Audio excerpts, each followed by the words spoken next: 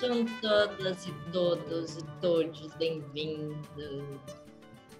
Quem chegou por agora com o nome de Rodrigo pode se renomear. Se você está no computador, passa o mouse no seu vídeo, 3 pontinhos e renomeia. Se você está no celular, clica na lista de participantes. Acha seu nome, Rodrigo, para mudar o seu nome. Esperar uns minutinhos, a gente tem bastante inscritos aqui para hoje. Mas vamos fazer um combinado, o quê? 3 minutos ou até um número? O que vocês acham? Até as 18h10 ou até chegar a um número?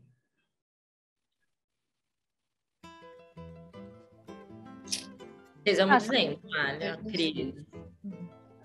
Vai lá, Cris.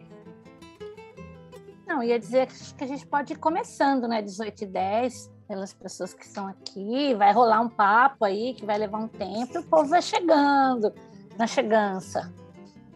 Boa. Então tá, então 18h10, mais 2 minutinhos para pegar aquela água de momento hidráulico para a gente começar. Olha só essa bebê de Denise. Gente do céu. Pode morder ela? Fala oi, pessoal. Oi, pessoal. Linda. Oi. Mais o Rodrigo chegando. Outro Rodrigo. Cacá, põe seu nome aí. Como é que você chama? Fala, Maria Flor. Maria Flor. Que linda. Que bom, não.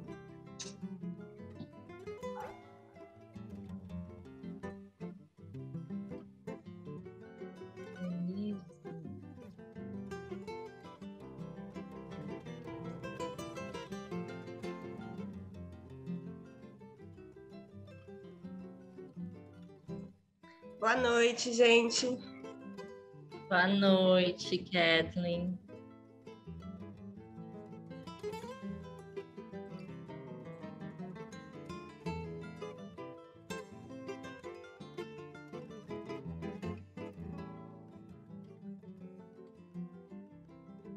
Tá tocando, Amália.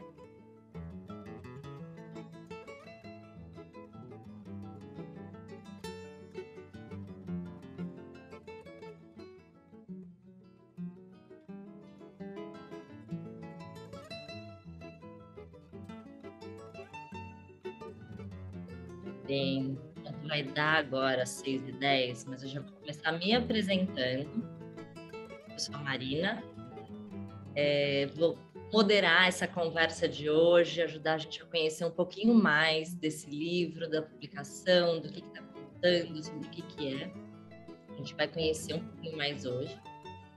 Quem chegou por agora e quiser se renomear, colocando o nome da onde você é, da cidade, ou de que organização, ou o que você quiser colocar no seu nome, é só clicar no seu próprio vídeo, tem 3 pontinhos, coloca seu nome, de onde você vem, para a gente ir se reconhecendo. Pode ser também pela lista de participantes, então é só achar seu nome ali e se renomear. A gente está gravando esse encontro para usar depois, a gente vai postar para que todo mundo possa ter acesso e a gente possa levar essa mensagem para outras pessoas também. Legal? 6h10, oficialmente. Então, que rufem os tambores. Bora começar essa conversa. Sejam todas e todos e todes bem-vindos a esse dia de celebração, a esse encontro com um monte de gente incrível aqui. Eu sou a Marina, vou moderar esse encontro e hoje a gente está aqui para o lançamento do primeiro livro do Fundo Casa, que é a publicação Filantropia Socioambiental nas Cidades. Essa obra contou com a colaboração de um grande número de grupos apoiados, relatando e enfatizando a importância da filantropia por justiça social na prática. Ela reúne 17 artigos escritos por 28 autores e divididos em 4 capítulos. Os artigos relatam os desafios e as experiências para a construção de cidades social e ambientalmente justas por meio da ótica dos projetos apoiados pelo programa Casa Cidades. E para contar um pouquinho de como foi o processo de materialização do livro, eu vou convidar a Cláudia Gibelli, coordenadora do programa Casa Cidades no Fundo Casa, para contar um pouquinho para a gente. Cláudia está por aí. Cláudia, conta para a gente como que surgiu o projeto Casa Cidades e por que o Fundo Casa resolveu publicar esse livro nessa celebração. Bom, boa tarde a todos e todas. Obrigada por vocês reservarem esse tempinho para estar aqui com a gente, ouvindo um pouquinho das histórias do programa Casa Cidades. Esse é um momento bastante importante para nós do Fundo Casa. Eu acredito que para todas as pessoas envolvidas nesse processo, que foi a criação dessa publicação. Essa publicação ela é mais um dos resultados, mais um dos produtos que nós construímos durante a execução desse programa. Eu gostaria só, antes de falar sobre a publicação, que tem um nome enorme, tão grande quanto o desafio que é proposto, né, pelos textos e pela publicação, eu gostaria de nomear e agradecer todos os autores e autoras, nem todos estão aqui, alguns tiveram imprevistos de ordem profissional ou pessoal, mas enfim, nós contamos com a colaboração do Atílio Zolim, da Bárbara Boneto, do Carlos Leandro de Oliveira, da Cristina Orfeu, Denise Barbieri Biscotto, Edson Cruz, Fabiana Toque, Flávio Eduardo da Silva Assis, Graciela Hopstein, Jazz Rodrigues, Jô Pereira, João de Araújo Chiavone, Júlia Secom, Lorena Anahi Fernandes da Paixão, Maria Amália Souza, Maria Angélica Carvalho Andrade, Mariana Moraes,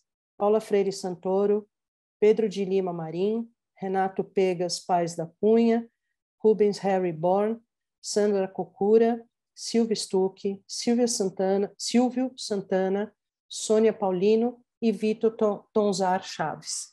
Então, esses foram todos os nossos colaboradores e colaboradoras a quem eu gostaria de agradecer em nome do Fundo Casa. Queria agradecer também a toda a equipe técnica do Fundo Casa, todos os nossos colaboradores, parceiros, consultores, consultoras, todos os integrantes dos projetos que se dedicaram por 1 ano e meio realizando as suas atividades, todos são responsáveis por esse resultado que a gente mostra, mais este resultado que a gente mostra hoje para todo mundo. Bom, por que fazer uma publicação como essa? Eu acho que a resposta para isso começa lá em 2017. O Fundo Casa, historicamente, sempre apoiou todo tipo de demanda vindo dos grupos de base de todos os territórios, biomas, ecossistemas do Brasil e da América do Sul. Ambientes rurais, urbanos, floresta, rio, o que chega até a gente podendo, a gente apoia. Só que o recurso que nós temos, que nós conseguimos captar para o trabalho que a gente faz, que é a filantropia por justiça social, que é entregar o recurso diretamente na mão dos grupos de base, ele ainda é bastante limitado. Então, a gente, de forma bastante difícil, tem que fazer algumas escolhas quando a gente faz uma seleção de projetos. Vários critérios são levados em consideração para a gente poder selecionar os projetos. O contexto histórico, social, político do momento, o grupo que está apresentando o projeto, enfim, são várias as coisas que a gente leva em consideração para selecionar um projeto. Em 2017, nós começamos a receber uma demanda bastante grande de grupos urbanos, vindas de grupos urbanos por apoio. E a gente não tinha recurso suficiente para apoiar um programa só de grupos de cidades. Bom, então a gente começou a fazer uma grande pesquisa para entender melhor esse movimento que acontecia nas cidades, como que os grupos urbanos se organizavam, que tipo de trabalho eles estavam fazendo, quais eram os temas debatidos nas cidades. Dessa forma, então, a gente pensou numa arquitetura, né, de um programa totalmente voltado para cidades e conseguimos um aporte de recursos bastante considerável, que foi, então, um momento, um marco dentro do Fundo Casa por esses motivos, por nós criarmos um programa 100% voltado para um determinado ambiente, para os públicos e organizações das cidades, e também por nós conseguirmos um recurso vultuoso para aplicar neste programa, né? Então, o diferencial foi esse, não que a gente não apoiasse cidades antes, mas da forma como esse programa foi concebido, ele foi todo inovador. Foram 160 projetos apoiados de uma única vez. Esses 160 projetos trabalharam em rede. Nós oferecemos oficinas de construção de capacidades para gestão de projetos, de comunicação, para todos eles. Foram construídos indicadores de monitoramento e avaliação para o conjunto dos projetos e os seus resultados. Isso tudo foi lançado numa plataforma web para ser depois avaliado, e a partir disso nós conseguimos publicar várias coisas, gráficos, caderno com todos os dados e resultados do programa, enfim. Mas sempre o desafio maior para quem trabalha com filantropia na base é mostrar resultado, né? Porque, apesar de tudo isso, às vezes quem repassa recursos para os projetos, para os fundos, não consegue entender a dimensão que isso alcança, né? Quando você fala, nossa, são 150 projetos ao mesmo tempo. Mas são projetinhos de 30 mil, 40 mil cada um. Não são projetinhos, são pequenos apoios gerando resultados fenomenais. Então, o nosso maior desafio é sempre mostrar isso, onde a gente consegue chegar com um pequeno apoio, né? Então, essa publicação vem para dar esse tipo de resposta, esse tipo de demonstração de que o pequeno apoio colocado na hora certa, na mão das pessoas certas, das organizações e não das pessoas, é que as organizações são formadas por pessoas, né? Mas aí a gente está pensando numa organização, num tema, numa causa, num território que precisa de apoio.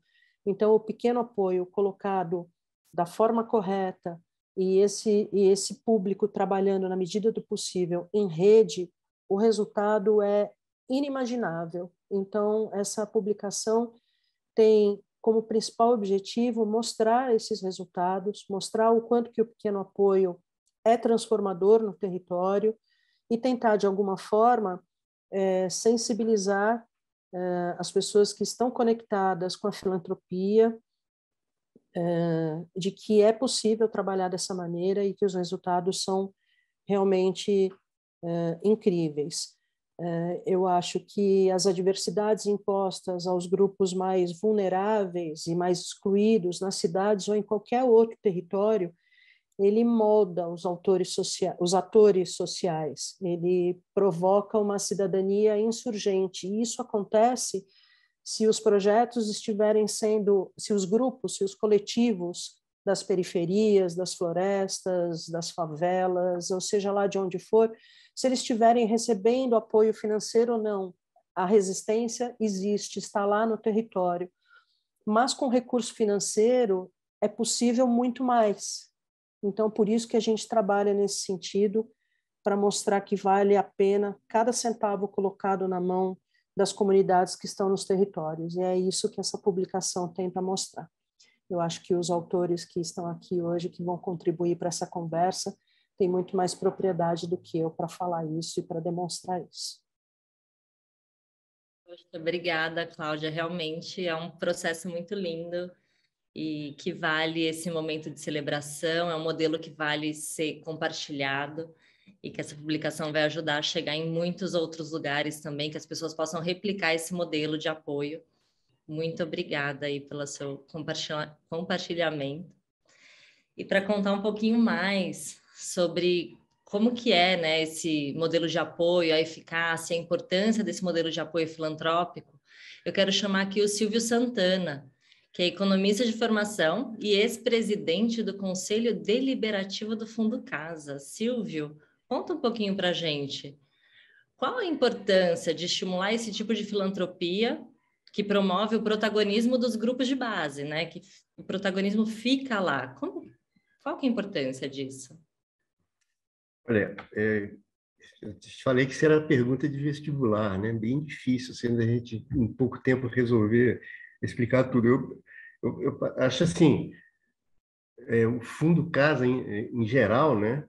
Ele tem uma vontade de contribuir de uma maneira específica na transformação social, na transformação do nosso ambiente e do nosso ambiente natural e do nosso ambiente social. Então, digamos, uma intuição fundadora do Fundo Casa, né?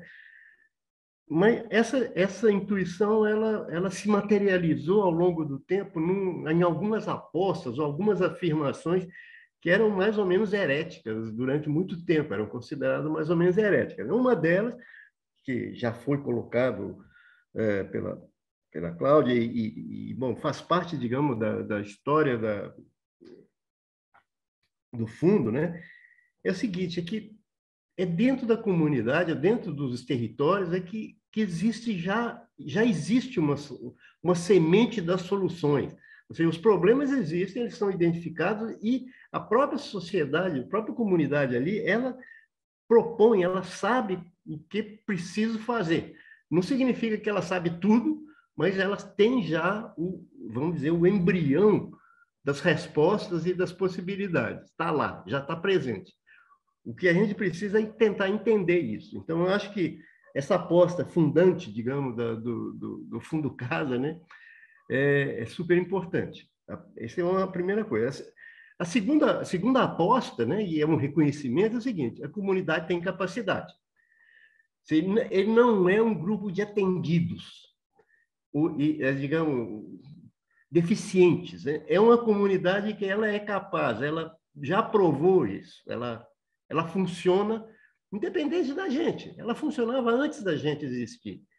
Então, e ela gerava soluções e ela tinha capacidade, tinha saberes. E a gente no fundo do caso, diz, precisamos de aprender desses saberes também. Não é só uma questão da gente ir lá ensinar uma tecnologia, uma tecnia qualquer, é uma harmonização de saberes entre nós, que estamos no fundo do casa, e as comunidades que já têm seus saberes determinados. Né? A outra regra metodológica é a seguinte: para você saber disso, você tem que escutar. Escutar, escutar, escutar. E muitas vezes, entende? Porque se a gente não escuta, a gente não entende. E, gente, esse negócio do entendimento é muito mais difícil do que parece, assim, da primeira vista. Né? A gente tem muita dificuldade, porque às vezes as mesmas palavras têm significados diferentes, etc. Mas a gente tem que escutar para compreender como funciona. Né? E só depois disso que a gente consegue ser parceiro. Porque se eu não entendo o que você ou qualquer outra pessoa está me dizendo, fazer uma parceria é só uma palavra. Entende? Não tem nenhum sentido, porque eu não tenho nenhuma conexão profunda com a outra parte. Né? Então, isso é outra coisa que é super importante dentro do fundo do caso, foi escutar. A gente tem que escutar e tem que estar sensível, tem que até esquecer o que a gente já sabe, entende? Para poder fazer esse negócio funcionar bem. E depois tem uma outra coisa, né? que a gente tem que ter confiança. E não é só ter confiança, tem que demonstrar praticamente a confiança. Né? Tem que se entregar junto com essa comunidade, e não é só integrar-se, né? É se entregar mesmo, junto na mesma causa, na mesma luta. Né? E isso gera confiança. Né? Eu até brinquei outro dia falando com o pessoal que estavam discutindo como fazer esse evento, e no fundo isso é uma atitude amorosa, né? É uma coisa assim, é quase uma declaração de amor que a gente está fazendo. Porque a gente, quando está namorando, vai casar, não sei o quê, a gente nunca sabe exatamente como é que é o outro, né? mas a gente tem uma paixão por isso. Então, acho que isso faz parte da paixão do Fundo Casa para essas lógicas que a gente está dizendo. O que resulta disso tudo? Eu acho que você, tentando também ser breve, né? Eu acho que o que muda é a relação entre, digamos, nós, uma organização que se propõe apoiar financeiramente essas iniciativas e as entidades locais, as organizações locais, ou seja, muda essa relação. Ao mudar essa relação, gera novos comportamentos, tanto da gente, quanto também das pessoas com as quais nós estamos mantendo esse relacionamento. E essa mudança de comportamento, eu acho que ela é muito importante, porque não se trata somente da gente fazer coisas, fazer pequenos projetos, etc. Isso aí é fácil. O problema é mudar os comportamentos para realmente favorecer a transformação social. E a permanência dessa transformação, que é essencial nos processos que a gente tenta viabilizar, né? Então é o seguinte, no fundo, a gente, ao mudar o comportamento, todos nós nos empoderamos, ou seja, nós não empoderamos grupos de base, é mentira. Nós nos empoderamos, os grupos de base, e nós, Fundo Casa, e nossos parceiros, etc., nos empoderamos, porque, no fundo, fazemos parte do mesmo esforço coletivo, né? A gente realmente não é só uma questão de finanças, é longe disso, né? Então, a gente se empodera e a gente aumenta e amplia significativamente as conexões e relações e as redes, né? A gente ajuda, de certa maneira, a mobilizar, ampliar a mobilização que já existe, né? Então, acho que isso também é uma coisa super importante. E nessa mobilização inclui a questão da filantropia e dos recursos. Ou seja, seria impossível para o Fundo Casa, entende, captar recursos sem ter essa conexão, essa integração com os atores que são os projetos, as entidades que estão dentro dos projetos. Seria impossível para nós chegar para alguém e dizer, precisamos de dinheiro para fazer um projeto, não sei o quê. Esquece. Entende? Se não existisse essa conexão, essa resultante que é tão importante, né, que foi colocada pela Cláudia, então eu acho que a gente não conseguiria. Então é o seguinte, a gente juntos estamos mobilizando recursos e eu quero chamar a atenção que um dos recursos que a gente mais mobiliza e que a gente às vezes até não dá muita bola para ele é o recurso de gente mesmo. Ou seja, são pessoas. Nós estamos falando de gente que quer mudar o mundo. Isso é o maior recurso que a sociedade tem, gente. Entende? Isso a gente mobiliza, não a gente, Fundo Casa, assim, mas em sociedade, né, em comunidade, com as entidades que estão sendo articuladas conosco, etc., a gente está gerando essa captação de recursos. Considerar que, eu não sei, assim, a gente nunca fez um ensaio, mas eu tenho certeza que a quantidade de gente que foi envolvida nesse processo das cidades é gigantesca. E cada uma dessas pessoas colaborou e colabora e vai continuar colaborando. Então, a gente tem um ganho muito grande com isso. As finanças, no fundo, é o menor digamos, dos assuntos, entende? Dá muito trabalho, isso é verdade. Mas, no fundo, a transformação, o dinheiro que é colocado não é esse dinheiro que garante a transformação, é esse conjunto de circunstâncias que estão fazendo isso aí, né? E eu acho que depois disso, uma outra coisa que eu acredito que é super importante é que esse movimento, vamos chamar assim, que a gente consegue fazer, que as organizações conseguem fazer, as redes, etc., conseguem fazer, esse movimento, ele é permanente. Ou seja, o que vocês já adquiriram, vocês e nós já adquirimos, não tem jeito. A única forma da gente fazer é socializar. Nós não podemos esconder isso. Não tem jeito de esconder isso. A gente já foi exposto. Então, a única maneira que tem é a gente continuar. Então, as organizações dos projetos, etc., vão continuar e vão mobilizar mais recursos, vão mobilizar mais gente, e aí vamos construir uma filantropia de baixo para cima também. Não é essa coisa de vir lá de cima, pum, cai um dinheiro ali milagrosamente. é uma filantropia que vai mobilizar o que nós temos de melhor nesse país, que são as pessoas. E o exemplo foi dado por esse projeto, né, de financiamento das atividades dentro da cidade. Eu fiquei muito feliz, né, de poder observar, acompanhar e avaliar, de alguma maneira, acompanhar a avaliação, porque realmente trouxe muitos ensinamentos para a gente. Desculpa. Olha, Silvio, sua tese de mestrado está muito boa.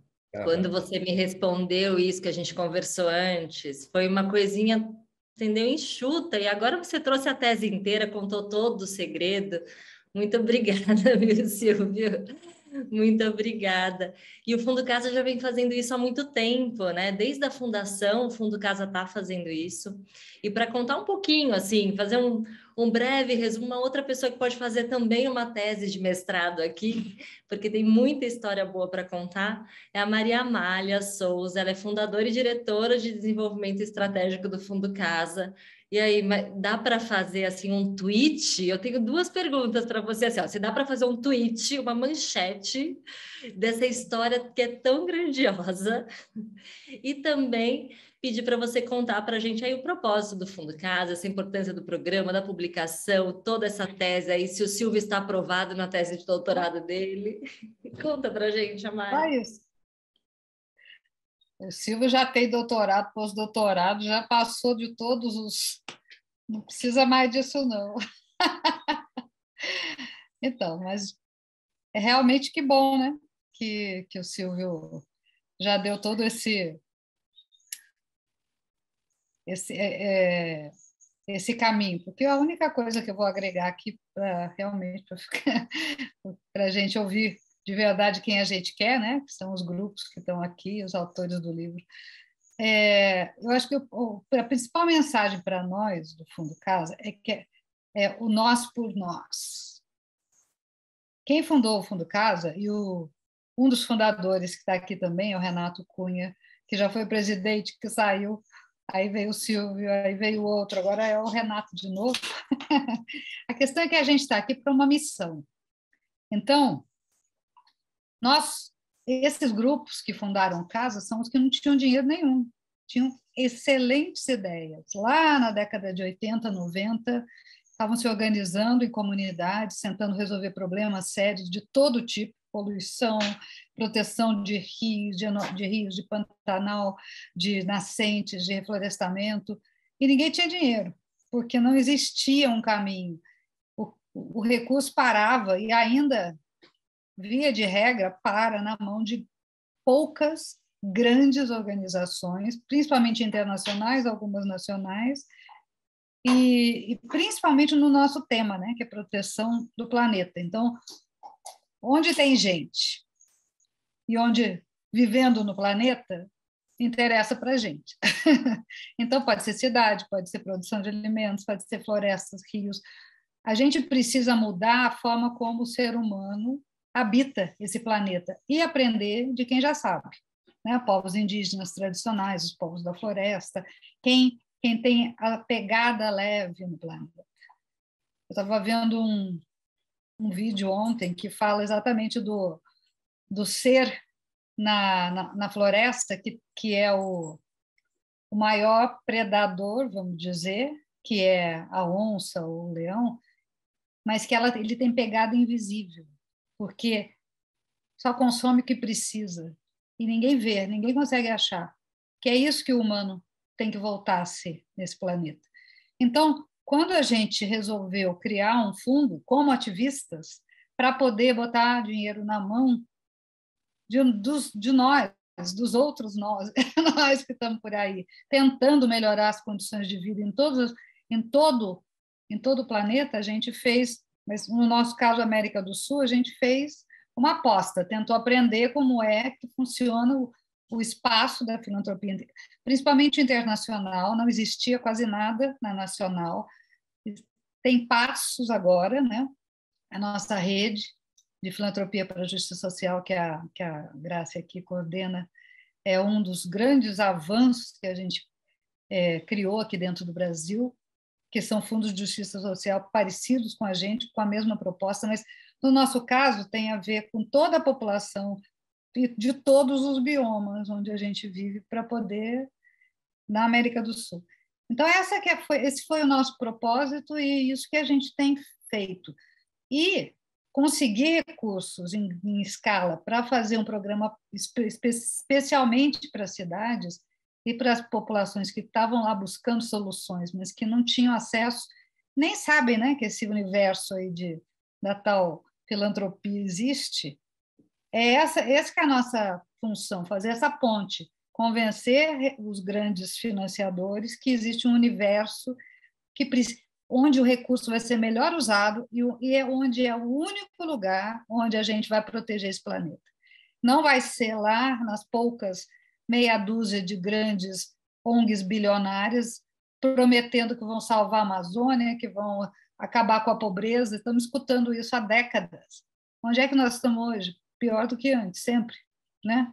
Por que não? Porque a estratégia estava errada. A estratégia real que vai funcionar e que tem funcionado, e a gente tem visto isso nos mais de 4.000 apoios que a gente já fez em 10 países até hoje, mas junto com outros parecidos, como em outros lugares, é isso, é que botar o recurso na mão dos grupos que vivem nesses lugares é o melhor investimento que tem e é o único caminho para que esse país, para que esse mundo fica, né, porque a gente, os humanos, continuemos vivendo nesse mundo, que o planeta vai ficar, mas se as condições de vida não estiverem adequadas, quem vai embora somos nós, né? Então, é isso que a gente aposta, que tem que ser todo mundo junto. E é isso. Vamos lá. Bom, Amália. Nossa, muito bom te ouvir, assim, dá um quentinho no coração saber que vocês existem e que estão aí fazendo tudo isso. Muito obrigada. E quem também, eu acho que se encantou com essa história e gostou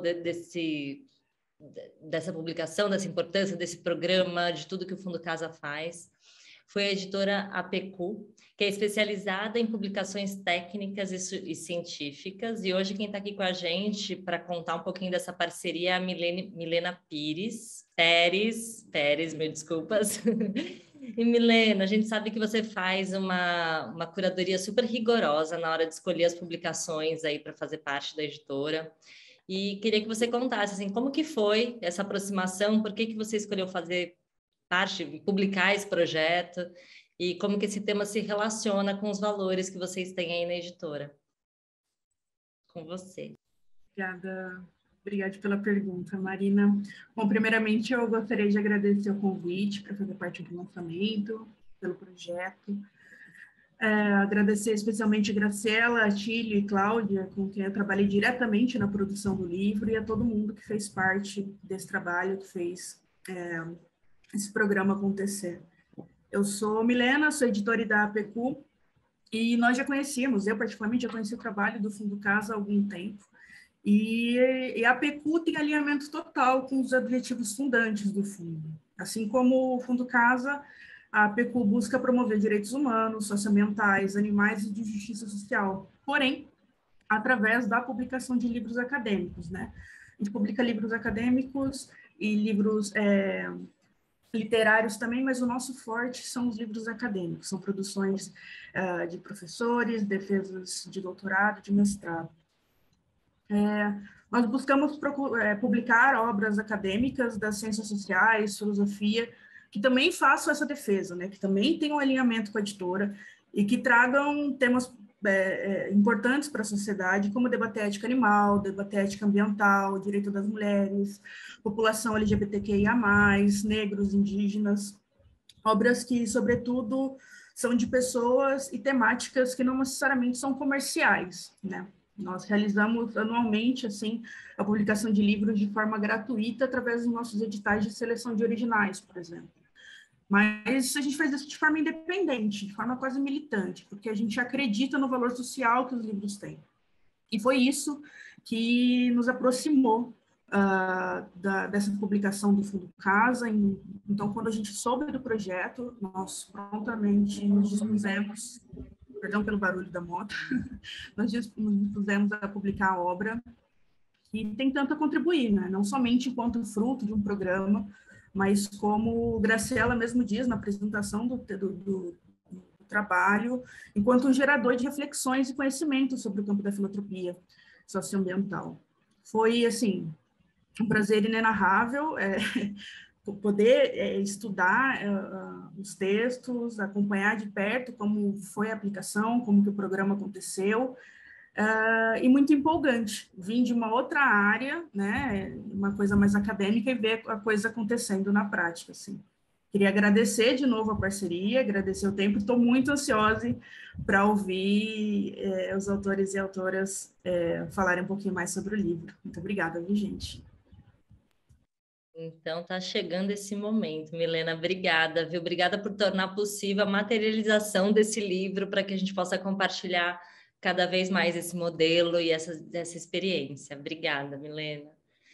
E são muitas histórias, a gente já ouviu todo mundo falando aqui, várias histórias, né, do Fundo Casa, do programa Casa Cidades, e imagina que vai ser muito difícil a gente colocar tudo isso dentro de uma publicação, mas teve uma pessoa que ajudou a gente a organizar essas histórias e contar tudo isso para vocês, para poder estar no livro, para vocês lerem.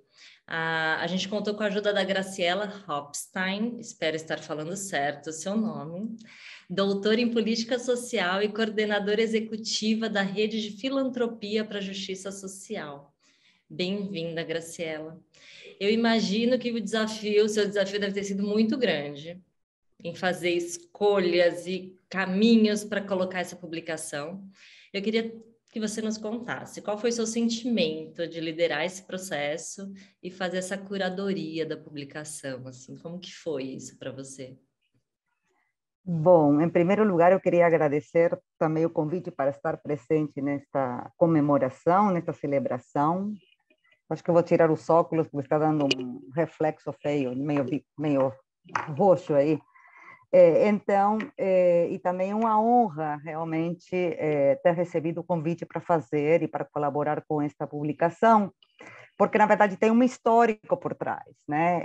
Eu colaborei com o programa Casa Cidades desde o início, né? Quando na verdade a Cris me apresentou o programa, a gente conversou bastante, eu contribuí muito na montagem do sistema de monitoramento e avaliação, né, do programa Casa Cidades, que, na verdade, ele tinha como um dos objetivos mais importantes não apenas o controle, a prestação de contas, mas a produção de conhecimento, né?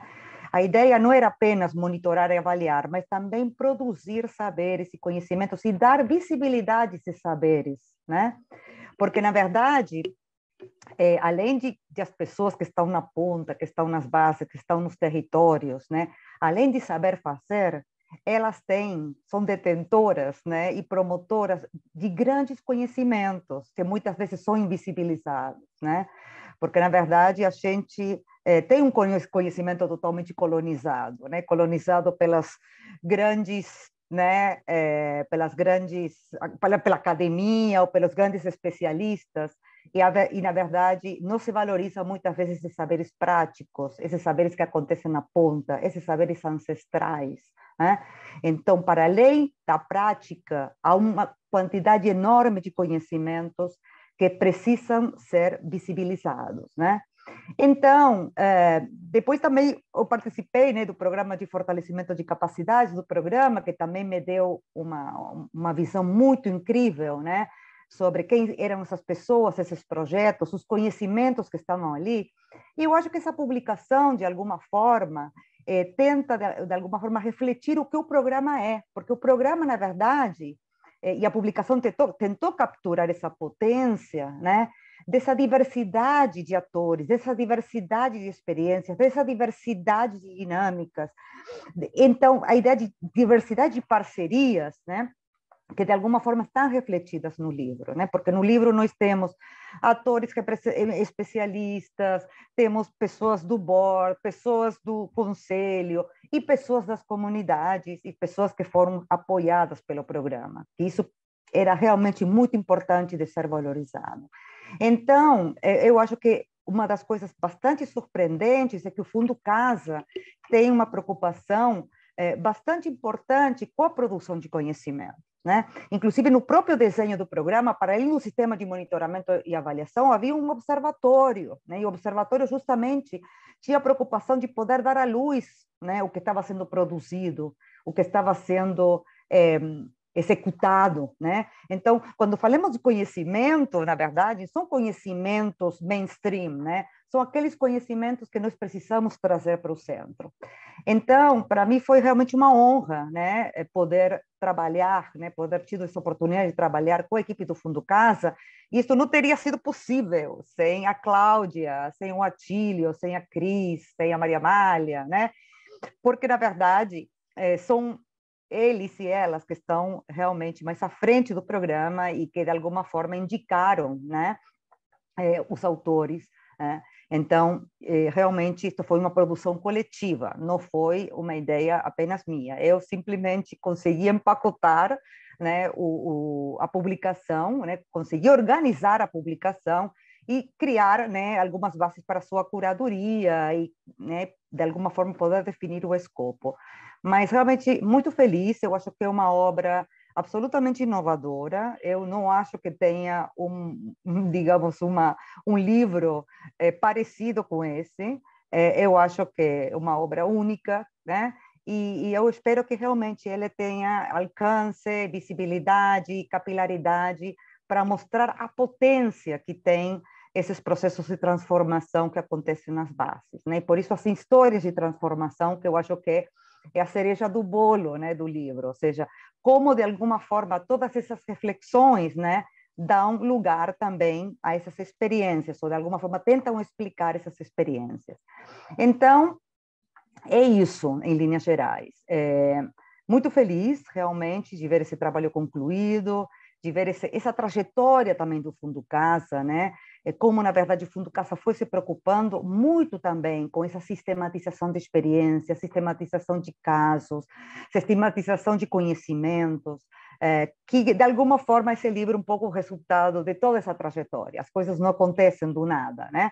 E eu queria dizer que isso não é um livro apenas técnico, né? É um livro que conta histórias, que traz reflexões importantes sobre o papel da cidade, sobre o papel da cidade no século XXI, sobre o papel da cidade pós-pandemia. Há uma série digamos, de elementos que nos permitem entender, né, qual é a complexidade, né, da questão, né? Porque realmente o tema cidade é um tema absolutamente estratégico quando a gente pensa no campo social, no campo político, e realmente hoje é um eixo absolutamente importante pensar em cidades mais humanas, né? Cidades mais habitáveis, cidades que, na verdade, no qual o ser humano tem um protagonismo, né? E não tem o protagonismo, digamos, os prédios e os carros, né? Mas realmente que sejam cidades mais humanas.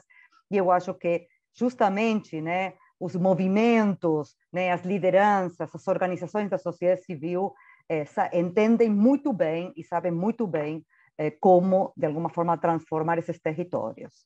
Então, é isso. Eu não sei se respondi, mas isso é a minha contribuição com relação a esta publicação. Incrível, Graciela. Nossa, muito obrigada. E obrigada pelo desafio, né, de colocar tudo isso junto no livro e organizar tudo isso para a gente. Então, muito obrigada. E parabéns a todas, todos, todes que tornaram essa publicação possível, né? Todo mundo que estava aí envolvido. E a gente queria conhecer hoje todos os 28 autores desse livro, que fizeram 17 artigos em 4 capítulos. Mas a gente vai ficar aqui muito tempo, então a gente vai ter só um gostinho e conhecer alguns desses autores e autoras que construíram tudo isso. E a gente vai, né, cada um deles, escrever um artigo que está no livro, contando como foi contemplado pelo Casa Cidades, como que foi o projeto. Mas o que a gente quer contar aqui hoje é como que esse pequeno investimento do programa Casa Cidades conseguiu promover tanto impacto e resultado positivo nas organizações, nos territórios, e ainda como que está essa rede, né? Como que é atuar nessa rede. E para começar, eu vou convidar a Sandra Cocura, coordenadora do Movimento dos Trabalhadores Sem Terra, o MST, Leste 1, no Mutirão Maria Carolina de Jesus, na cidade de São Paulo. Sandra, Tudo bem?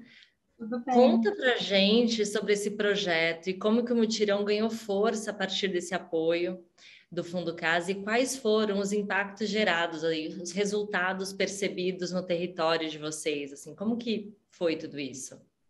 Bom, em primeiro lugar, boa noite, né, a todas, todos e todas. É com grande alegria que eu estou aqui e acho que um grande resultado é estar aqui, né, porque trazer visibilidade para a nossa luta dentro de um terreno situado no bairro do Belém, que de uma certa forma se torna um bairro mais elitizado e trazer 227 famílias para construir em autogestão em forma de mutirão, no momento em que os movimentos sociais são tão criminalizados, né? Então, estar aqui já é uma grande vitória para nós. Escrever um artigo, muito mais, porque traz essa visibilidade. E quando, eu me lembro bem, quando em 28 de novembro, né, lá de 2017, foi apresentado o edital do Fundo Casa, e eu estava lá presente, e eu falei, é agora que a gente pode buscar apoio para dar continuidade no nosso trabalho, no nosso projeto. Então, o nosso terreno está ali situado no Belém. A gente é uma conquista de uma luta de 30 anos do movimento, que passou por vários momentos, vários governos, e dentro de um terreno que não cumpria a função social da habitação, né? Porque estava ali, dentro do plano diretor, não cumpria a função social, era um terreno da Coab, e que estava ali abandonado, e a gente lutou durante 30 anos por esse terreno, e até que a gente teve essa conquista, né, na época do prefeito Fernando Haddad, que abriu esse edital, e aí nós começamos a nossa luta. Então, quando em 2017 a gente precisava muito escrever o nosso projeto para colocar no programa Minha Casa Minha Vida, então a gente, sem recursos, conseguimos, através do Fundo Casa, além de avançar no nosso projeto técnico social, fazer o trabalho com as famílias, principalmente com relação a trazer essa sustentabilidade para o projeto, porque como que a gente iria qualificar nossas ações, por exemplo, sem uma caixa de som, que parece ser tão simples, né? Um data show, um computador, porque o nosso terreno, a Cláudia já esteve lá também, viu que apesar de a gente ter um local coberto, a gente ter construído em mutirão a casa da nossa caseira, a gente não tem acústica, porque fica do lado da linha da CPTM. Então, trazer as condições, inclusive técnicas, para que a gente possa fazer nossas assembleias com qualidade foi muito importante. E o Fundo Casa nos apresentou também vários parceiros que foram lá e colaboraram com o nosso projeto, inclusive dando palestras sobre reciclagem. O Carlos, que vai falar, e também esteve presente um dia para falar sobre mobilidade, falar sobre a bike, porque nós estamos bem do lado do metrô Belém. Então, trazer um terreno ali, trazer uma construção de 227 apartamentos, é pensar em tudo isso. É pensar na mobilidade, pensar no meio ambiente, pensar na poluição, pensar na qualidade de vida. Então, essa foi uma grande importância. Além que o valor, né, porque por mais que falaram aí que parece ser pouco, mas que foi de um impacto muito grande para o nosso projeto, a gente teve condições de pagar assessoria técnica para construir o nosso projeto básico para que a gente pudéssemos, né, colocar o nosso projeto no Minha Casa Minha Vida. O nosso projeto foi selecionado 2 vezes, mas infelizmente, tanto no governo Temer e depois agora no governo Bolsonaro, foram cancelados, né? Então, depois eu falo que eu vou citar nosso projeto agora, que é importante também, apesar de tudo que tem acontecido. Legal, Sandra. Obrigada. Nossa, bastante coisa aconteceu durante o programa. Queria saber, assim, um cheirinho do que continua acontecendo. O programa acabou, né? Mas vocês continuam aplicando esses aprendizados, as coisas continuam fluindo? Como que está esse trabalho em rede? O que está acontecendo agora? Então, Marina, é assim, a gente trabalhar dentro do sistema de autogestão, onde todas as famílias fazem autogestão de tudo, e em forma de mutirão, é a gente trabalhar contra o sistema do capital, que verticaliza todas as relações, e a gente busca essa horizontalidade. É muito difícil, mas a gente continua. E se não fosse esse apoio do Fundo Casa, nós não estaríamos nesse momento. Qual é o momento que nós estamos agora? Nós acabamos de fazer o nosso regimento de obra. Então, é importante dizer que nós não teríamos condições de escrever o nosso regimento de obra se a gente não tivesse tido esse apoio do Fundo Casa. Porque foi o trabalho técnico-social que fez com que a gente pudesse conversar, fazer GTs, as pessoas entenderem a importância de fazer tudo em coletividade. E o regimento de obra é um dos itens que a gente precisava ter já tudo pronto para o programa Pode Entrar, que é o que a gente está tentando agora, do governo municipal, que vai sair o edital, já saiu as portarias, já saiu a lei. Então, nós não estamos agora tentando mais via governo federal. Então, o nosso projeto está praticamente pronto para dar entrada no programa Pode Entrar. Ontem mesmo nós estávamos numa reunião para fazer o projeto do trabalho social, e agora a gente está aguardando mais assim no próximo mês dar entrada no nosso projeto para que a gente conquiste aí a contratação para começar a nossa obra. É isso. Incrível, Sandra. Nossa, muito obrigada e que continue aí sempre desenvolvendo esse território. Muito obrigada, viu, por fazer parte dessa publicação também. Uma outra história que a gente quer conhecer aqui é do Carlos, da Green Bike. A Sandra até comentou dele. Ele é gestor ambiental e ativista da Fundação Pedala Queimados, um município na periferia do Rio de Janeiro. O Carlos está por aí. Eu ouvi dizer que a bicicleta levou o Carlos longe já. É verdade isso, Carlos? Acho que você precisa ligar a câmera para o Atílio conseguir te colocar aqui. Mas eu queria que você contasse para a gente a importância da bicicleta na sua trajetória e como que a combinação da bicicleta com o apoio que você recebeu aqui impactou a sua vida e a vida das pessoas aí de Queimados. Mas tive informações privilegiadas que parece que o Carlos caiu. Eu não vejo ele por aqui também. Ele acabou, a gente estava vendo ele agora e ele caiu. Eu estava de olho nele.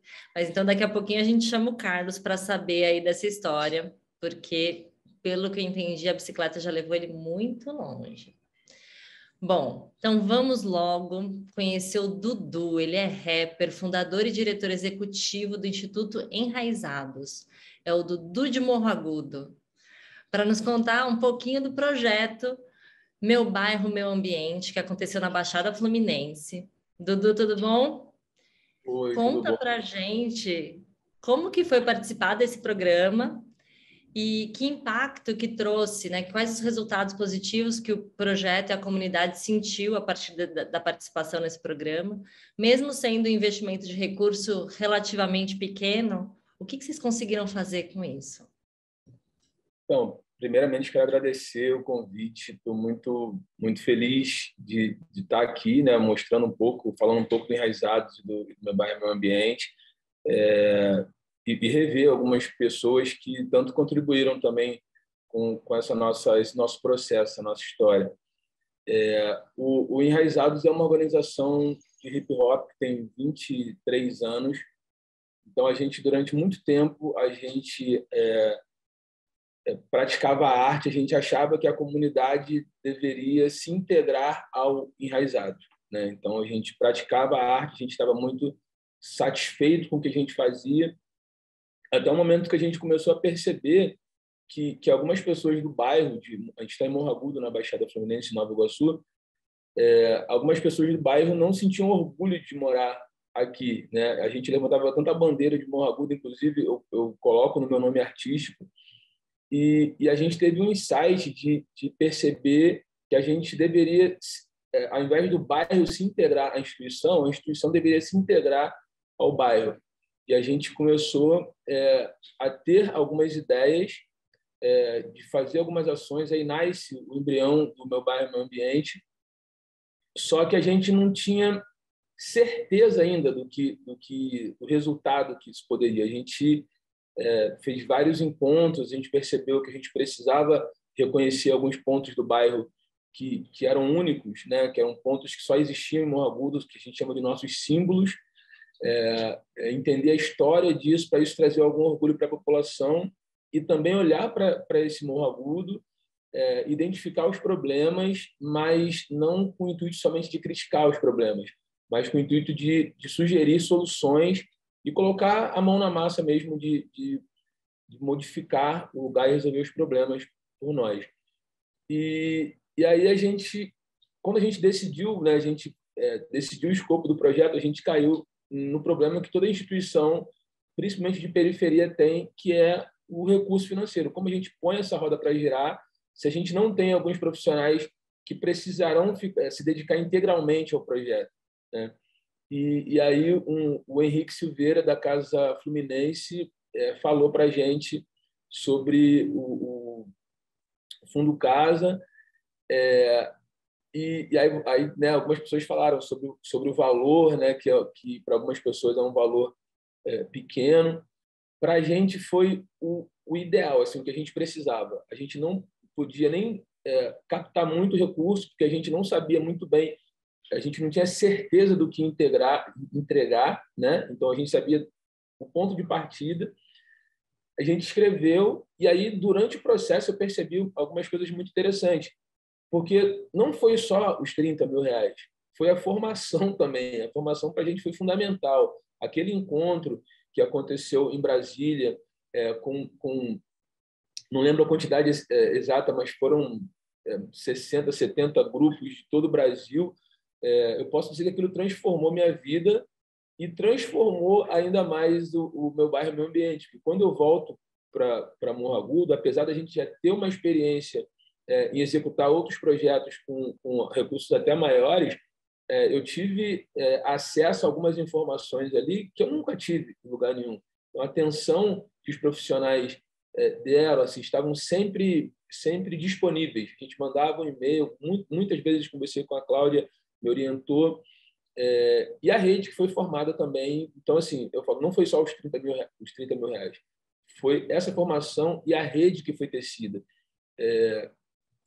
Aí o Carlos foi citado aqui algumas vezes, mas o Carlos é uma pessoa que eu troco com ele até hoje. Assim, eu tive com a Cláudia em Queimados no projeto do Carlos. Então, assim, a gente tem uma relação muito boa. Ele participou do meu projeto, ele é ambientalista, então ele fez uma formação sobre o meio ambiente urbano aqui. O Alexandre Peçanha também, que é do Quilombo do Camurim, jornalista, que eu não conhecia, virou um amigo, e outras pessoas de diversas partes do Brasil que eu tive o prazer e o privilégio de conhecer e de trocar. Então, para mim, esse processo foi uma escola que é difícil de mensurar o resultado disso. Assim. Então, a gente chega a um ponto, a gente tem que falar, contar, mas o projeto continua acontecendo, né? A gente plantou algumas sementes e elas continuam dando frutos até hoje. Ah, quero saber disso, Dudu. Essa rede aí continua ativa e operante, assim? Como que tá? Depois o projeto acabou, e aí? Continua rendendo frutos? O projeto, a gente que trabalha em instituição, o projeto tem que ter um início, meio e um fim. A gente aprende isso, né? Porque a gente presta conta, a gente faz o relatório, conta como aconteceu e quais os resultados que a gente obteve durante o período.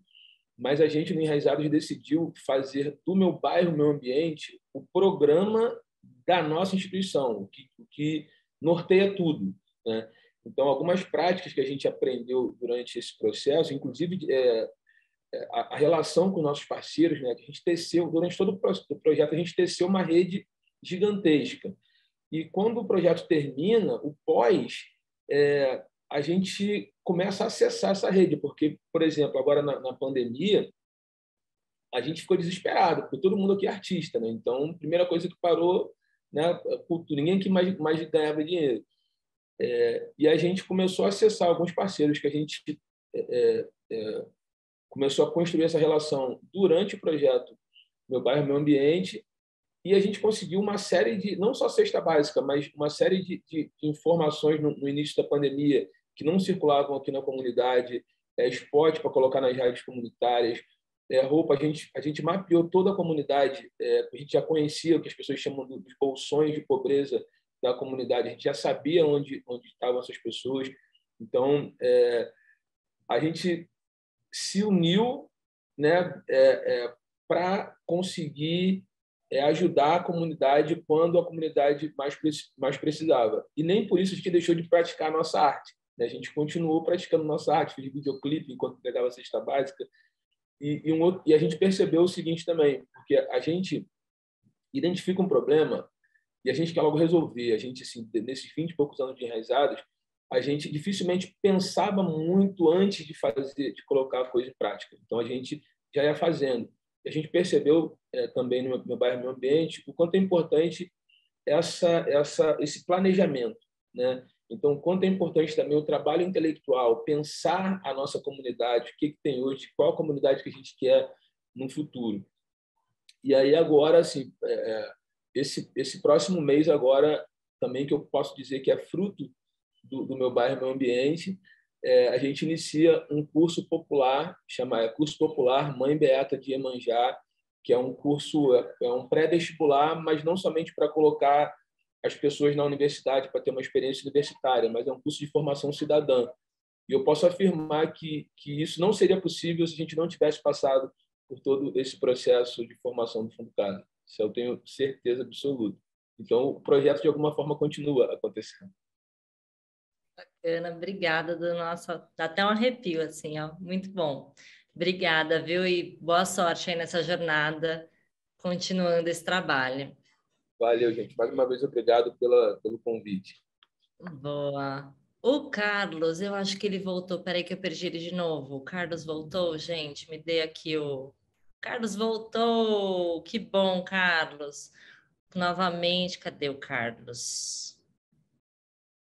Aqui está começando um toró, gente. Estou ouvindo barulho. Então, lá também pode estar assim.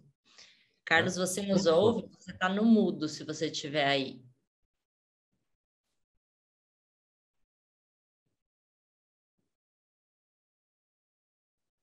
Se você puder ligar o microfone.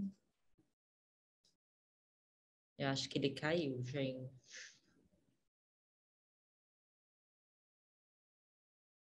Ele caiu, desligou de novo. Ele acabou de me avisar aqui. Bom, então, daqui a pouquinho, quem sabe, Carlos volta. Espero que sim. Eu vou convidar, então, o Edson Fly. Ele é ativista, socioambiental, ator, comunicativista, idealizador e cofundador do Caranguejuçá, do projeto Jovens Cuidadores Socioambientais. Tudo bom, Fly? Bem, Fly tomou vacina hoje. Isso, eu estou meio aqui atordoado. Mas boa tarde a todos aí, Dudu, que massa vai viver aí todos, a Sandra e todos aí. São amigos, sem dúvida nenhuma, são todos nossos amigos, todo mundo aqui está presente. Conta pra gente um pouquinho de como que esse projeto ajudou os jovens aí da Ilha de Deus, como que foi a influência desses jovens na comunidade como um todo, né? O que aconteceu e a importância da comunicação comunitária nessa geração de impacto todo aí do projeto. Então, eu queria dizer que, iniciando que, na verdade, o projeto, ou a expressão Jovens Cuidadores Ambientais, na verdade, trata-se de uma das ações que estreitamos com o CASA. Na verdade, nós já somos parceiros. Na verdade, o CASA é muito doido, né? O consórcio Casa Socioambiental é muito doido isso, porque é uma casa e casa aporta as famílias. E quando você entra, é uma questão ancestral, né? De ancestralidade. Então, assim, os jovens ambientais é apenas uma expressão e de suma importância imensurável. Não só do ponto de vista institucional, mas na vida, na perspectiva da transformação, né, da afirmação. Quando a gente fala de jovens socioambientais, no caso aqui em Recife, e na Ilha de Deus especificamente, a gente está falando de uma comunidade preta, de pretas e pretos, de pescadores e pescadores, e que dão sentido para essa cidade do ponto de vista de se reconhecer como cidade tradicional pesqueira, mesmo descaracterizada pelas lutas. Então, os jovens na ilha, eles compreendem isso, sabe, dessa importância, sabe, sobretudo, da importância de se tornarem visíveis para a sociedade, né? com a temática que eles levam, ou que nós carregamos, que é de comunidade tradicional pesqueira. Né? Essa luta ela é muito pulsante aqui, está, né? Muito presente. Haja em vista que os projetos, do ponto de vista executivos da cidade, são projetos descaracterizadores da nossa identidade cultural, né? Que são projetos que poluem as águas, que desmatam os mangues, que promove a expulsão branca ou o racismo estrutural e ambiental. Então, na verdade, nós nadamos contra a corrente, e obviamente não teria sentido sem o CASA nesse sentido, né? Eu costumo dizer que o CASA, as iniciativas do CASA bem incisivas, né? Coisas que o poder público não faz, que as políticas públicas não fazem. Então, assim, para você ter ideia, só para a gente...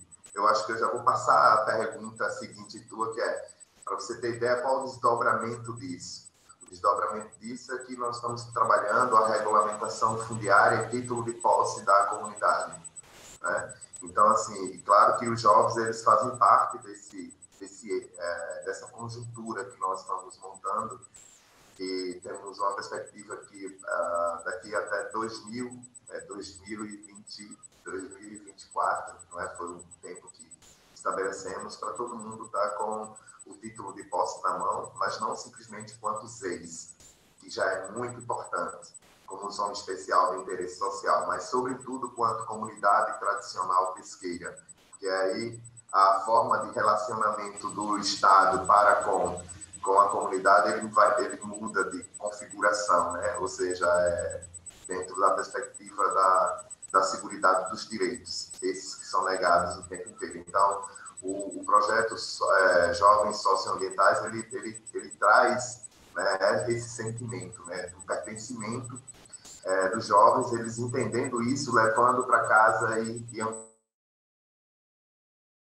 ampliando nas comunidades. Então, 30 mil reais, ele passa a ser o valor de 30 milhões, né? Ou é imensurável, não tem assim, um valor específico, porque quando se trabalha a autoestima, o autorreconhecimento, a narrativa, né? Quando tu moras onde eu moro, na Ilha de Deus, uma comunidade tradicional pesqueira, isso é massa.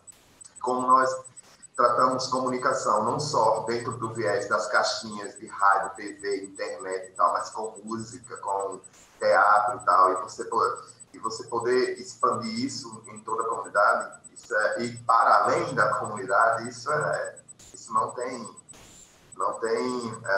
imensurável, né? É imensurável.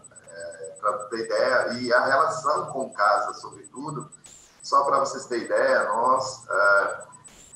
somos hoje ligados à RSF latino-americana, né, que é a Repórteres Sem Fronteiras latino-americano, e nós temos, infelizmente, estamos com indivíduos, ou um colaborador na guerra lá da Rússia contra a Ucrânia, tá gerando imagens, que tá não sei o que e tal, e isso é muito doido, porque o sentimento dos jovens, quando conversando, eles disseram, poxa, o Edson Coelho tá lá, Fly, o que é que a gente vai fazer e tal. Então, eu sentei assim com a galera, ou seja, eles me chamaram a atenção para isso. Então, assim, cara, nós estamos aqui discutindo uma questão interna, mas estamos ligados no que está acontecendo no mundo, porque isso também interfere diretamente. Quando se trata, por exemplo, de das questões de governo e tal, nós temos muita consciência de que nada que está, ou quase nada que está posto no Brasil hoje, tem a ver com a nossa seguridade. Na verdade, são alheios a tudo que nós construímos e destruindo, sobretudo, esses sentimentos. E o CASA vem reconstruindo com a gente, né? Vem reconstruindo, não é? Porque nada se constrói com a baixa estima, velho. É preciso a autoestima estar de cima. E não é a grana, não é 30 mil, 20 mil, ou 100, 200 mil que vai trazer isso. O que traz isso é o sentimento de família. E o CASA nos respeita muito por isso e nós nos respeitamos demais. E abre um leque muito grande para nós. Voltando só um pouquinho à ideia do Repórter Sem Fronteiras, um dos coordenadores liga para mim e diz: Fly, eu gostaria de convidar vocês a fazer parte desse projeto Pajó e tal, que é um projeto de apoio a jornalistas e tal. E estava muito afim que vocês estivessem aqui, porque nós estávamos mapeando aqui na América Latina, pelo menos em 11 países, em 6 países, nós encontramos referência em relação a vocês. E nós atribuímos isso também ao CASA, entende? Porque nós temos essa relação desde 2010. E, claro, a gente nunca saímos aqui pelo CASA do Brasil para a América Latina, mas não saímos fisicamente, mas nós estamos permeando todos esses lugares, porque por onde o CASA passa, obviamente nós passamos. Alguém já ouviu falar? E para você ter ideia, eu tenho um programa que é o Som e Ação, na rádio, e o Som e Ação ele é acompanhado por pessoas do Peru, da Bolívia, do Uruguai, enfim, de pessoas que eu jamais imaginei, assim, tá, pô, velho, eu conheço vocês nem me conhecem, eles falam, então, assim, isso é bem interessante para nós e a gente atribui também a essa ideia, né? O projeto socioambiental é para além de botar placas, de identificar a comunidade ou as ruas e tal. É uma questão de ancestralidade, de pertencimento, né? Então, salve, salve. Só temos Salve, nossa, maravilhoso. Aliás, eu já sei que você é poeta e a gente vai querer ouvir essa poesia, mas eu vou ter uma licença poética agora, só um minutinho, para a gente mudar o roteiro, 1 minuto, porque o Carlos voltou e eu não quero perder ele de novo. Então, vamos ouvir o Carlos e depois a gente volta para você, Fly, só para a gente não perdê-lo. Carlos, você pegou essa bicicleta e foi voar nesse mundo longe, foi isso que aconteceu? Conta para a gente como que é essa história da bicicleta e dessa sua trajetória, né, da bicicleta com o apoio que você recebeu do Fundo Casa. Como que isso impactou a sua vida, das pessoas aí de Queimados? Conta pra gente. Bom, gente, primeiramente eu quero pedir desculpa a todos e a todas, porque minha conexão está horrível, mas estou aqui tentando cair de vez, não consegui voltar. Eu quero pedir mais uma vez desculpa por ter mudado a ordem, né? Mas, então, a bicicleta na minha vida, né, assim, mais particularmente, em 2014, quando eu era estagiário do Instituto Estadual do Ambiente, né, o órgão que faz gestão ambiental do Rio de Janeiro, do Estado do Rio de Janeiro. Carlos, e aí eu me vi 3 meses sem receber um salário. Carlos, só um minutinho. Não, como a sua internet está bem fraquinha, desliga. Como a sua internet está bem fraquinha, desliga a sua câmera e começa de novo. A gente só vai ouvir seu áudio, mas tudo bem. Mas só para a gente te ouvir melhor, poder ouvir essa história. Se você desligar a sua câmera, isso, agora vai dar certo, a gente vai te ouvir melhor. Agora começa de novo. Vê se está melhor agora. Desliguei a câmera. Melhorou. Então, a bicicleta, ela entra na minha vida mais particularmente em 2014, quando eu era estagiário do Instituto Estadual do Ambiente, né? Na época eu fazia gestão ambiental, estava fazendo minha formação. E aí, naquele período, não só eu, mas a boa parte da equipe, né, de trabalho, ficamos 3 meses sem receber salário. E só todos tinham uma fórmula de chegar ao trabalho, porque tinha outros serviços e eu só tinha aquilo ali, né? Então, eu pego uma bicicleta daqui de Queimados e vou para a capital, pedalo 60 quilômetros, 53 quilômetros mais ou menos. E aí eu conheço um camarada que hoje é amigo, né, que tinha acabado de voltar da América do Sul numa viagem de bicicleta.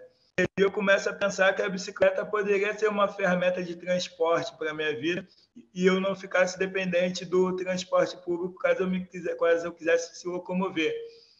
E depois, em 2016, 2017, eu começo a fazer militância pela bicicleta na cidade, né? Porque já que eu pedalava o estado inteiro já de bicicleta, as pessoas poderiam pedalar na cidade, já que é uma cidade atrativa para o uso da bicicleta, tendo em vista que é plana, né? E em 2018, né, 2017 mesmo, ali no encontro do Fundo Casa, no Rio de Janeiro, lá na Casa Fluminense, fui convidado para conhecer o programa, conhecer o projeto, e foi muito importante, porque ali não só falaram do programa, mas falaram como fazer, como escrever um projeto, como arremeter uma proposta para um edital, e aquilo foi fundamental para nós, né, para mim também. E ter o projeto contemplado, apoiado pelo Fundo Casa, aprovado, foi um boom, né? Foi uma virada, né, na minha vida, particularmente na vida da cidade, né, com relação ao meu trabalho, que eu já vinha fazendo há bastante tempo, mas o Fundo Casa foi, de fato, um divisor de água. E aí, quando a gente tem a proposta aceita em março de 2018, em junho de 2018, teve um maior evento de mobilidade por bicicleta do mundo, que é o Velocity, a maior conferência, aconteceu no Rio de Janeiro. E aí eu fui para essa conferência. E lá eu levei um banner do projeto, falei um pouco do projeto apoiado, falei da proposta que a gente estava para executar. E naquele mesmo dia, o pessoal de Recife, da Ameciclo, que também estava sendo apoiado pelo Fundo Casa, eles receberam um aporte, né, um prêmio da Embaixada da Bicicleta da Holanda, né? E aí os holandeses, quando descobriram, né, perceberam ou ficaram sabendo que nós, em Queimados, no Rio de Janeiro, estávamos replicando o projeto desenvolvido pela Ameciclo, né, que é o Bota para Rodar, eles decidiram doar o prêmio, né? Então eles deram uma parte deram um prêmio para eles e um prêmio para nós, né, aqui. E com esse recurso, a gente já estava começando a desenvolver a proposta do Fundo Casa, né, que nós tínhamos encaminhado, e com esse recurso nós trouxemos um artesão gaúcho, né, do Rio Grande do Sul, que faz bicicleta com bambu há 15 anos, e ele nos ensinou a fazer, né, as bicicletas de bambu numa oficina de 10 dias, e nessa oficina nós incluímos adolescentes do abrigo, né, todo aquele público que a gente já estava se propondo atender com o recurso do Fundo Casa, né, e jovens egressos, né, nós tivemos a oportunidade de capacitar essas pessoas em produção de bicicleta de bambu. E essa pessoa hoje, né, esse rapaz que estava em condição de liberdade assistida naquele período com tornozeleira, ele é o nosso instrutor, ele atua com a gente, e com o intercâmbio que depois o Fundo Casa fez, um intercâmbio entre as organizações apoiadas, né, nós participamos junto com a Preta Velha de São Paulo, com a Frida Salvador, né, com o pessoal do Engenheiros Sem Fronteiras, nós conseguimos ir para Salvador, fazer esse intercâmbio, fazer essa troca. E esse rapaz, né, que para nós ele é muito caro, ele é importantíssimo a história dele para a gente, né, e para o nosso trabalho, ele teve a oportunidade de sair do Estado, né, já estava em condição, né, pela Justiça, liberado pela Justiça para sair do Estado, e ele pôde sair do Estado e ainda ensinou a fazer bicicleta o pessoal de Salvador. Então, assim, no que a gente acredita, né, que gerar oportunidade para reduzir a desigualdade, o apoio do Fundo Casa foi fundamental. E, a partir do Fundo Casa, nós tivemos outras oportunidades, porque aí nós tivemos a oportunidade não só de desenvolver o projeto, mas aprender a fazer gestão de projeto, elaboração de projeto, prestação de conta. Foi fundamental todo aquele acompanhamento que a instituição, todos os atores, né, a Cláudia, o Atílio, né, o Rodrigo, a menina que hoje está no Chile, né, também, a Marrá, também, a gente trocava direto, às vezes de madrugada eu estava mandando mensagem para a Cláudia, né, para poder pegar a informação. Então, foi fundamental. E, a partir daí, nós conseguimos outros recursos, né, da Oi Futuro. Ano passado, nós tivemos também um financiamento coletivo, conseguimos um recurso para produzir mais bicicleta de bambu, temos algumas empresas parceiras que apoiam e acreditam no nosso trabalho, e sem contar essa rede, né, como lá o pessoal do Mobiliza Japeri, né, o Enraizado, do de Morgudo. Uma outra parceria que foi importantíssima para nós, para poder trocar, foi com o pessoal da Revolu Solar, né? E a Sandra, sempre quando eu vou a São Paulo, eu tento fazer o possível para ir lá no mutirão, né? Sempre fazer essa troca, ela é importantíssima para nós. E para mim, pessoalmente, o projeto foi assim, um divisor de água também quanto pessoa, porque essa conferência que foi no Rio de Janeiro em 2018, em 2019 ele foi na Irlanda. Então, eu sabendo escrever o projeto, eu arremeti a proposta lá para essa conferência e tive a oportunidade de ir para a Irlanda, né, em 2019, falar de queimados, falar do nosso projeto, né, na conferência que foi em Dublin, e depois eu fui para a Holanda, lá para os holandeses, lá visitar os holandeses que deram recurso para a gente em 2018, para entender como que eles se tornaram a referência na bicicleta e como que eu poderia aplicar o que eles desenvolveram, né? Como que eles chegaram no que eles são hoje, a referência mundial sobre bicicleta. Você fala em bicicleta hoje, você fala em Amsterdã, fala na Holanda, então entendeu um pouco dos processos deles e como que eu poderia aplicar aqui no meu trabalho e na minha cidade foi fundamental. E é isso, né? Ter essa experiência, né? Ter essa vivência tem sido fundamental. E hoje a gente está tocando aqui, ainda temos limitações, né, da pandemia, temos limitações de pessoas ainda, temos alguns desafios, o recurso ainda é muito escasso, mas a gente vai resistindo, mas a gente é muito grato. E essa publicação, né, quando eu pego esse livro e leio a minha história ali, nossa, não tem preço aquilo, né? Assim, esse produto, né? O produto, o livro, né? Com a minha história registrada, com a minha vida inteira que está ali sendo contada e sendo registrada. Então, aquilo dali, nossa, não tem preço. Eu sou muito agradecido, né, ao Atílio, né, que foi que eu conversei mais diretamente, ao Fundo Casa pela oportunidade de estar registrando nesse momento, e a todos, né, parabenizar pelo trabalho de cada um. Uau, haja fôlego para essa pedalada mundial aí que você está dando, Carlos. Que incrível essa história, parabéns. Obrigada aí por fazer parte. Deve arrepiar mesmo quando a gente vê a nossa história na folha ali, né, no livro. É muito bacana. Obrigada e que bom que a gente conseguiu conectar com você. Eu vou pedir uma outra licença aqui para mudar um pouquinho o roteiro, porque eu queria ver todo mundo que está aqui agora para a gente fazer uma foto. Quem puder abrir essa câmera para a gente fazer uma foto com todo mundo. Quem está aqui escondido não abre a câmera, mas só para a gente ver todo mundo. Pode manter o microfone. Então, vou tirar uma foto aqui. Opa, deixa eu só tirar o chat da frente. 1, 2, 3 e... Todo mundo sorrindo? Muito bem. Foto tirada. E agora vamos voltar aqui para o Fly para fechar o evento dos autores, a parte dos autores com chave de ouro, com a poesia dele maravilhosa. E depois a gente segue com a Amália. Então, Fly, o microfone é seu. Então, obrigado. Valeu, Carlos. Caramba, você lembrou de uma história que é bem louca nesse sentido. Eu queria só botar uma história aqui, que é rapidinho em relação ao livro.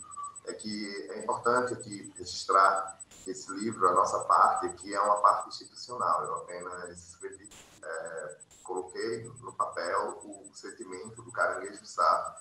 Somos diversas cabeças que pensamos coletivamente. Quando se trata de uma história como essa, não cabe a Edson unicamente como se diz, expor um sentimento pessoal, é um sentimento coletivo. Certo?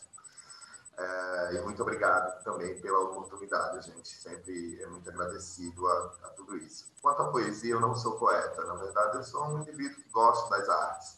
E a poesia, a ideia de poder escrever alguma coisa está no mundo, está presente. É apenas juntar e colocar esse sentimento à tona. Então, assim, não me pertence, é do universo, né? É do universo.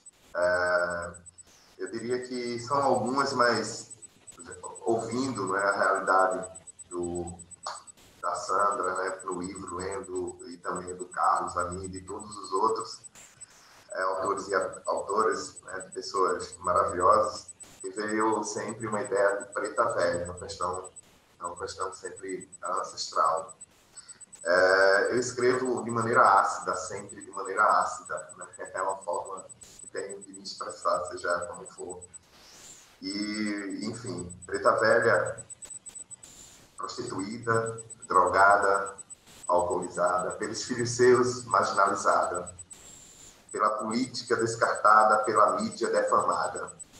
Mas vem conhecer esse lugar que eu vou te mostrar, que é diferente daquilo que você normalmente escuta. É uma comunidade constituída por gente simples, de crença diversificada. Aqui tem gente boa, tem. Tem gente ruim também. Mas cada um na sua, só a fim de ficar bem. A vida é dura, discriminada, porém tem irmãos e irmãs que tiram onda que não estão com nada. Mas eu não estou aqui para criticar, menos ainda meus irmãos e minhas irmãs julgar. Por favor, deixa eu a ilha exaltar. Que sem medo, numa noite estrelada de verão, é a paixão do poeta, é então preciosa, joia rara, negra como a madrugada, maravilhosamente abrilhantada. Vou apenas a primeira frase repetir para que não saímos falando besteira por aí. Eu sou de Queimados, eu sou Carolina de Jesus, eu sou do morro, eu sou da Ilha de Deus. É isso, valeu. Obrigado. Incrível, Fly. Obrigada, muito obrigada. Coisa mais linda. Massa, gratidão por vocês. Eu canto comigo, meu canto é amigo, exijo respeito e quero igualdade. Eu venho da terra, a lama é meu canto. Se te causa espanto, eu sou guerra, eu sou paz. Eu sou da cidade, do rio, a ponte e a felicidade de ser um caranguejo sá. Obrigada. Muito bom, obrigada, querido. Muito obrigada. Gente, estou sem fôlego. Já quero pegar esse livro, ler tudo, saber que mais, conhecer mais essas histórias. Espero que a gente tenha conseguido dar um gostinho. Eu quero saber da Amália. Amália, a gente chegou no objetivo assim de dar um gostinho do que é tudo isso que vocês fazem? A tese de doutorado? Não, a gente passou longe, né? Mas eu acho que prova exatamente a nossa aposta, né? Quem sabe é quem tá lá sofrendo e na pele, e a gente conseguiu nesses anos colocar recursos de uma forma tão conectada e e assim produzindo, né, um acesso que, como a gente ouviu, não existia, né? Não da forma como a gente faz, né? Com essa proximidade, acessibilidade, tudo que a gente fez foi mesmo para ser horizontal. Aqui o que importa não é o dinheiro, o que importa é onde ele chega e o que ele faz. O que uma comunidade pode fazer com pouco, com muito, porque tudo faz diferença quando é bem pensado e tem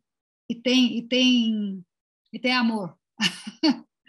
Então, com certeza. Mas eu queria que a Cris falasse mais sobre o propósito do livro e por que a gente desenhou assim, para ela fechar, porque a Cris acabou comandando, né? Chegou para comandar um crescimento massivo. E o pensamento do Fundo do Casa Cidades tem tudo a ver com essa chegada e com o degrau enorme que a gente subiu quando a gente conseguiu essa parceria e essa forma de trabalho. Então, acho que tem ninguém melhor que a Cris para falar, para fechar com chave de ouro. Obrigada, Maia. Bom, gente, nossa, que saudade de vocês, viu? Eu acho que o final do programa Casa Cidades, a gente tinha planejado tanta coisa, era encontros, era muita coisa presencial, a pandemia veio, meio que deu um banho na gente, e a gente teve que reformular, remodelar, mas o principal, assim, a gente conseguiu fazer, que era mostrar a potência que existe nos grupos de base, a potência do conhecimento de vocês que estão ali, que sabem o que é melhor para o seu território, que sabem onde é que precisa exatamente mexer para promover essa transformação com equidade, com justiça socioambiental que a gente busca. E o nosso compromisso, o compromisso do programa e o compromisso do Fundo Casa, é de colocar isso na rua, né? É de colocar isso publicado, para ele estar lá nas melhores prateleiras, nas melhores livrarias, nas melhores buscas de internet. Nesse sentido, eu agradeço demais a Milena, que esteve com a gente, é o nosso primeiro livro.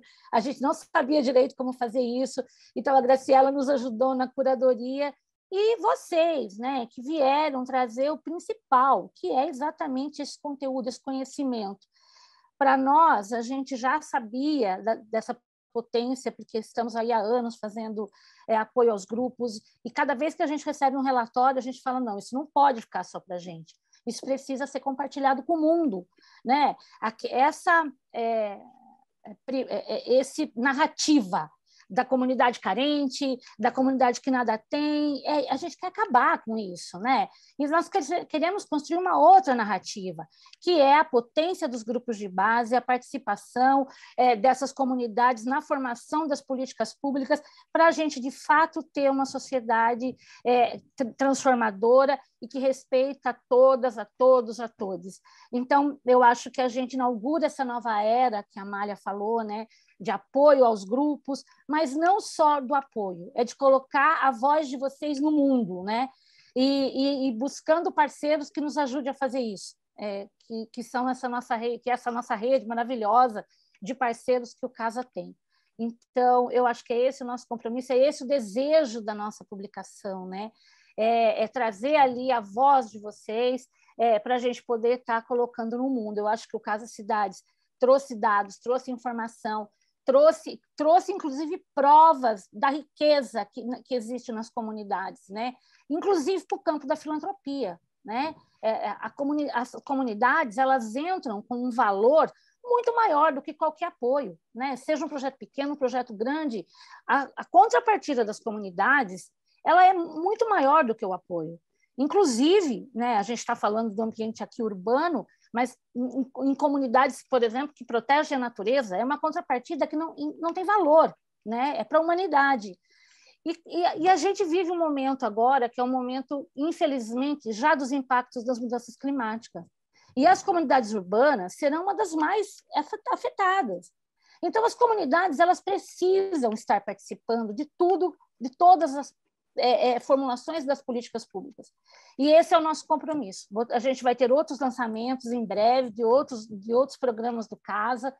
Espero poder continuar aí com a colaboração dos nossos parceiros nessa publicação, mas esse foi o grande objetivo. Então, agradeço profundamente que vocês tenham colaborado com o conhecimento gerado dos grupos para a nossa publicação. Muito obrigada, viu, gente? E obrigada por estar aqui com a gente hoje também. Um beijo grande para vocês, gente. Obrigada a toda a equipe do Casa também. Beijo. Obrigada, Marina. Obrigada, Cris. Obrigada pela presença de todos vocês, pela oportunidade de estar aqui com vocês também. E é isso, pessoal. Olha aí, ó, evento bom é evento assim. Todo mundo quer ficar mais um pouco. Mas obrigada. Boa noite. O Atílio compartilhou o link do livro aqui no chat. Vocês vão receber por e-mail também esse link do arquivo do livro. Então, aproveitem, desfrutem aí de todas as histórias. Tá bom? Espero que vocês estejam saindo muito bem desse encontro. Tchau, gente. Beijão. Tchau, gente. Logo nos veremos em alguma esquina, em alguma quebrada, Fly. Tchau. Beijo. Tchau, gente. Amália, Marina. Muito bom. Grande Atílio. Valeu demais, Fly. Tamo junto. Quem não quiser ficar, fica. Quem não quiser ir embora, fica aqui.